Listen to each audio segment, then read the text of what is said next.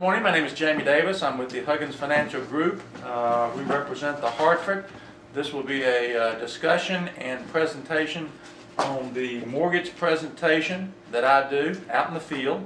Glenn is with us this morning. He'll play the client. Again, a few things I'd like to talk to address early on. Typically, these are what I concentrate or focus in on. This is my process, if you will. It starts off with chit-chat. Then after the 3 or 4 or 5 minutes of chit-chat, I go into a question or two to bring it back to the business at hand. I could chit-chat for hours, but again, we got to bring it back to why I'm there, which is a mortgage presentation. So if it's one person sitting here, I'll ask Glenn, why did you get interested in mortgage protection? Why did you get interested in mortgage protection? If it's 2 people sitting there, I'm going to say, which one of y'all got interested in the mortgage protection program? So that brings it back to the business at hand. Then the secondary question to that will be, what do you expect this product to do for you? Some of them will say, I like the fact that it pays off the mortgage. Some of them will say, I like the cash value, get all my money back.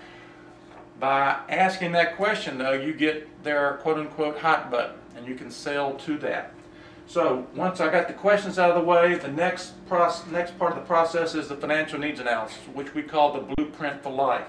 I'll go through that. After that is through, and I've got all the numbers, and find out if they are interested in the safe money strategies that we have, make a note of that to come back at a later date to drop off some free information.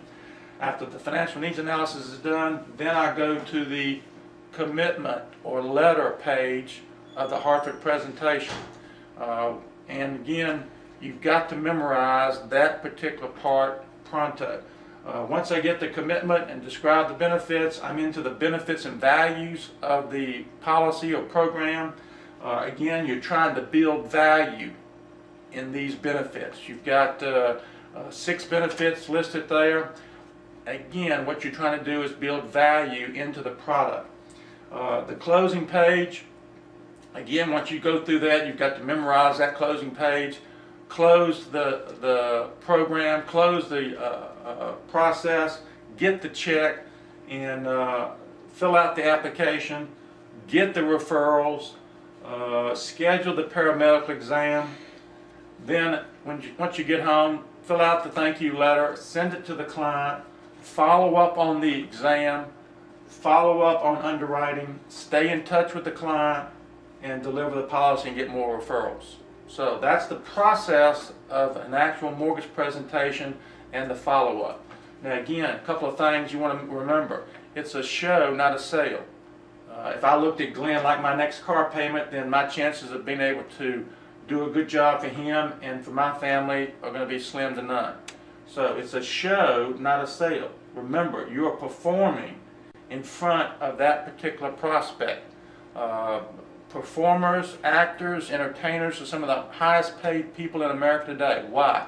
Because they do a good job of making you forget your trials, tribulations, and troubles. You get lost in the performance. Well, I don't want him to get lost in the performance, but I want him to understand that I'm performing here. I'm going to make him feel good about Hartford, make him feel good about Jamie Davis, make him feel good about this program, okay? If I can make him feel good, I got a better chance of closing the sale and doing a good job for him and his family. Make sure you have some enthusiasm and some energy and some excitement. This is not humdrum stuff, all right? You can't sit here and regurgitate in a monotone. If you'll notice my presentation here in a second, I like to get them involved. I'll ask a lot of questions and expect feedback. So it's not me sitting here regurgitating or throwing up on them. I'm going to solicit feedback. I'm going to have a lot of tie downs. Wouldn't you? Couldn't you? Don't you agree? Which requires them to answer me. And the last thing is you've got to assume the sale. They took the time and effort to fill out the Hartford lead. That's the most valuable thing you have, the Hartford lead. The $28 Hartford lead.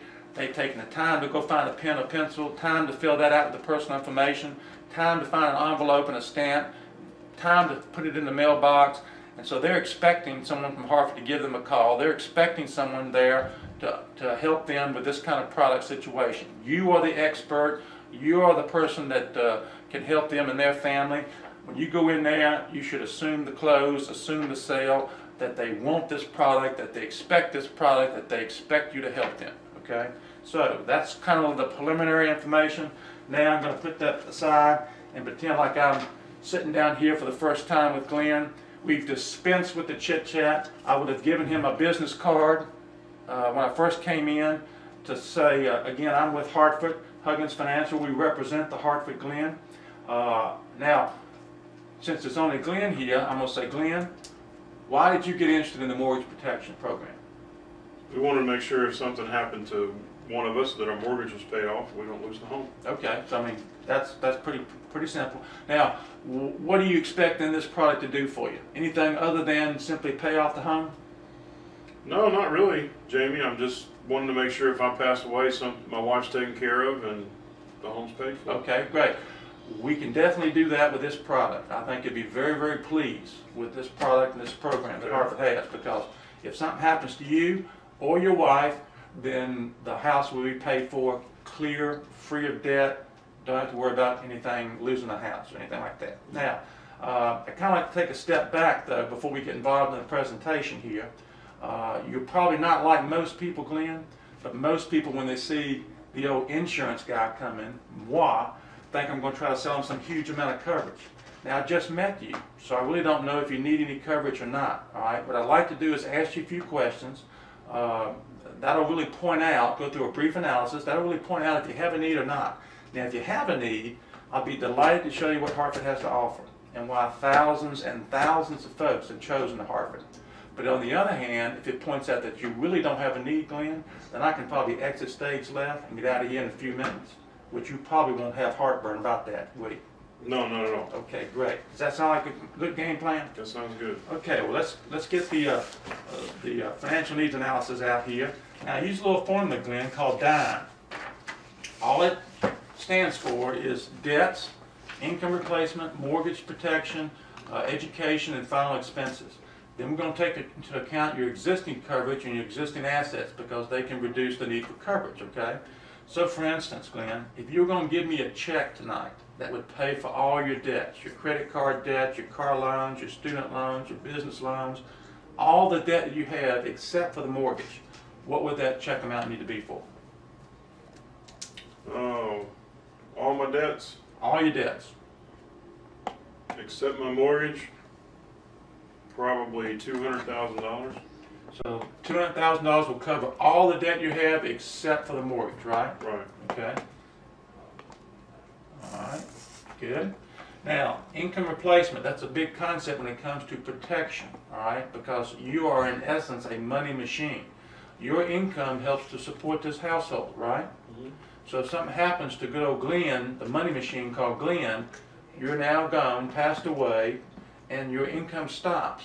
Is anyone living in this household dependent on your income? My wife. Okay. So what kind of income would she need coming in? If you're not here, your income is stopped, what kind of income per month would she need in order to keep things as they are? Not get rich, but keep the lights on, food on the table, etc. What income would she need per month? About $6,000. Okay. Now, we can provide that income to her for a number of years, say 3 to 5 years. That's normally long enough for most people to make some adjustments, to make some changes in their life, or transition period, if you will. So is 3 to 5 years long enough, say 3 years long enough, if we could provide her that income coming in to have her transition from having you here to not having you here? 3 should be enough. Okay, good. So $6,000 a month times 12 is 72 times 3, that's about $210,000. So now, $210,000 will come to her in a lump sum if something happens to you. But she should then parcel that out to herself as what? $6,000 a month for 36 months, at which time it's all going to be used up, right? Right. Okay. Now, the mortgage balance. You said your mortgage balance was $300,000? Okay. That's is that correct. 30-year mortgage? 30 years. 30 years. Is that fixed rate? It is. Okay, good. Now, education. This is where if something happens to you, you allot some funds for your children's education. You got any children to worry about college education? No. Okay. Any grandchildren you want to be concerned about as far as college education?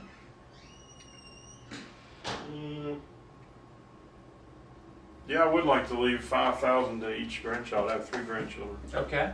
Now, let me give you a little bit of information about college education. I happen to be More an than expert. $5,000. Well, yeah, Glenn, it really is. My son just graduated from Georgia Tech. My daughter's a senior this year in Georgia. A good college education these days is going to cost you $50,000 to $75,000 in today's dollars, and that ain't Harvard. Okay, that's a state-supported school. The challenge with that, Glenn, just again to eliminate this whole topic, is that tuition costs are rising about 3 to 4 times faster than the pace of inflation. So $50,000 today, 10 years from now, they may need $100,000 to $120,000. So again, let me rephrase the question. To properly pay for a college education today, you're going to need $50,000 to $75,000. In 10 years, probably double that. How old are your grandchildren? They're just 2 years old. Okay, so easily that could be doubled and maybe even tripled by then, but you got to start someplace. So $5,000, $25,000 a piece. I think that would be a lot better. So $25,000 gives them an opportunity. Okay, so 3 times 25 is 75,000. 25,000 each times 3 is 75,000. Okay. Now, final expenses. Any recent history or experience about what funerals cost? Well, I know funerals right now. Are running around $8,000 or $10,000. That's just as a basic funeral. Yep. Average is closer to 10,000. So we'll put Right. $10,000 for a funeral. Okay.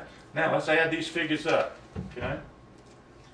$200,000 to pay off your debts. $210,000 is income replacement. That's $6,000 a year for 3 years. $300,000 for your mortgage. $75,000 for the children's education, and $10,000 for the funeral. So that's $795,000 that you need to take care of your current obligations and responsibilities, right? Mm-hmm. Now, that's a preliminary number, Glenn. It can be reduced by any kind of existing life insurance that you have in your life right now. So do you have any personal life insurance on your life right now? I have $250,000. Okay, who's that with? What company? Oh, that's a good question. My wife pays that premium, and I don't remember the name of the company. Okay, so that company you've had for how long? 5 years, 10 years? I've had it for about 8 years. 8 years, okay, so 8 years. Do you know what the premium is, roughly? Guesstimate. About $50, $100? About $25 a month. $25 a month, okay. So $250,000, okay. Now, do you know if that's temporary or is that permanent kind of coverage? That's a 20-year term. 20-year term, okay. 20-year term. All right, and you've had it for about 8 years, so you got about 12 years left on that, okay. Do you have any other coverage? No. Okay. So $250,000, we're going to take that into account. Okay. So we can subtract 250 from that, leaving 545. So now we're down to $545,000 worth of coverage. Again, that's a preliminary number, Glenn. It can be reduced by any kind of existing asset you have, because if something happens to you, those assets are going to go to your beneficiary, reducing the need for coverage. So do you have any IRAs? About $40,000. Okay, great. Is that typically in mutual funds and that kind of thing? Yes, it is. Okay. All right. Now, any kind of 401ks? No. All right. How about CDs, certificates of deposit? About $5,000. Okay. And any kind of savings or emergency funds? There's about $5,000 in a savings emergency fund. Okay, great. Any kind of other assets, liquid assets like stocks, bonds, mutual funds, and that kind of stuff? No, that's pretty much my liquid assets right there. Okay, great. Well, let me ask you a question now. Why do you have money in a CD?